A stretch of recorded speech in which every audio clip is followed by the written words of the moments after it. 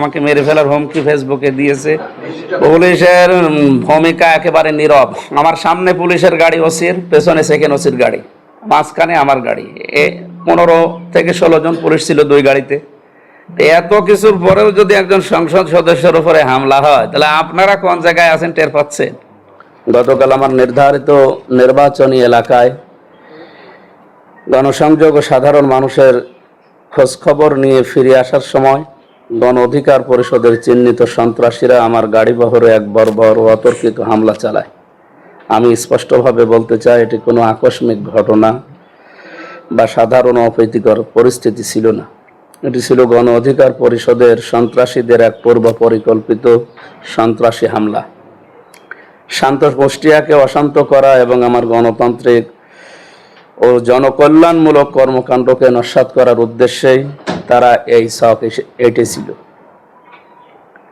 একজন জনপ্রতিনিধি ও আলেম হিসাবে জনগণের নিরাপত্তায় কাজ করাই আমার দায়িত্ব, কিন্তু যারা রাজনীতির নামে সন্ত্রাসী কর্মকাণ্ড চালায়, প্রকাশ্য একজন সংসদ সদস্যের উপর পরিকল্পিতভাবে আঘাত হানার দুঃসাহস দেখায়, তারা সমাজের শত্রু, কুষ্টিয়াবাসীর শত্রু।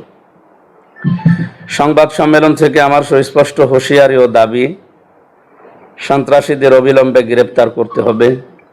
এই পূর্ব পরিকল্পিত হামলায় প্রত্যক্ষ ও পরোক্ষভাবে জড়িত গণ অধিকার পরিষদের চিহ্নিত সন্ত্রাসীদের আগামী 24 ঘন্টার মধ্যে গ্রেপ্তার করতে হবে। দৃষ্টান্তমূলক শাস্তি, সিসিটিভি ফুটেজ ও প্রত্যক্ষদর্শীদের সাক্ষ্যের উপর ভিত্তি করে ঘটনার মূল পরিকল্পনাকারীদের বিরুদ্ধে কঠোর আইনি ব্যবস্থা গ্রহণ করতে হবে। প্রশাসনের নিরপেক্ষ ভূমিকা, স্থানীয় পুলিশ ও প্রশাসনকে রাজনৈতিক চাপ মুক্ত হয়ে সন্ত্রাসীদের বিরুদ্ধে জিরো টলারেন্স নীতি গ্রহণ করতে হবে।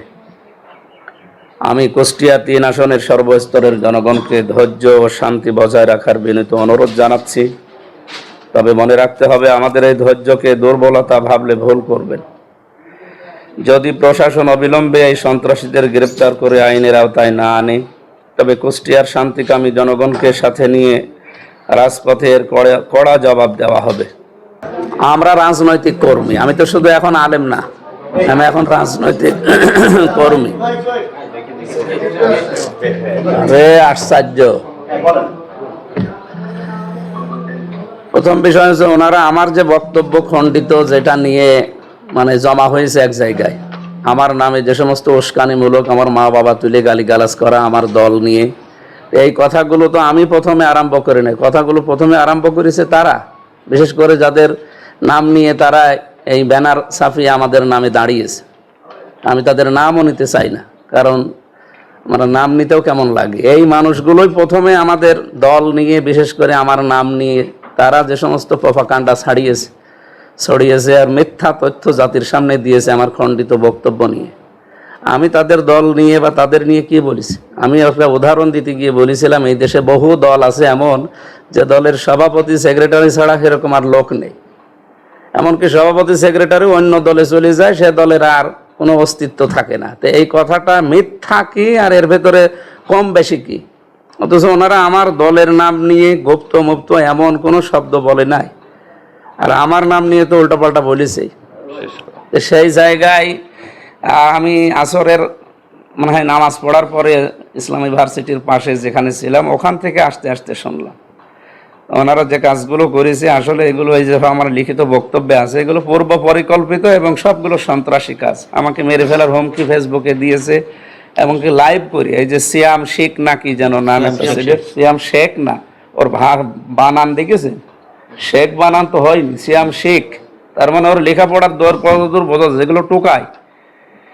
এদেরকে দিয়ে এই সমস্ত দলের নাম নিয়ে, এর পেছনে যারা আছে অবশ্যই প্রশাসন খুঁজে তাদেরকে বের করবে। ছাত্র দলের যে ছেলেটার নাম দেখা যাচ্ছে সামনে, সম্রাট নাকি যেন দেখলাম, এরকম কয়েকজনের ভিডিও ফুটেজে যাদের নাম এসেছে, আমি রাত্রে যেয়ে ভিডিও ফুটেজ দেখে এবং যাদের ছবি সামনে আমার গাড়িতে হামলা করার, আমার কাঁচ ভেঙে দেওয়ার, ইট মারার, এমনকি সে পাথরও গাড়িতে এখনো পড়ে আছে, 3টা কাঁচ ভেঙে গিয়েছে অলরেডি। এইগুলো দেখে আমি মামলা দিয়েছি।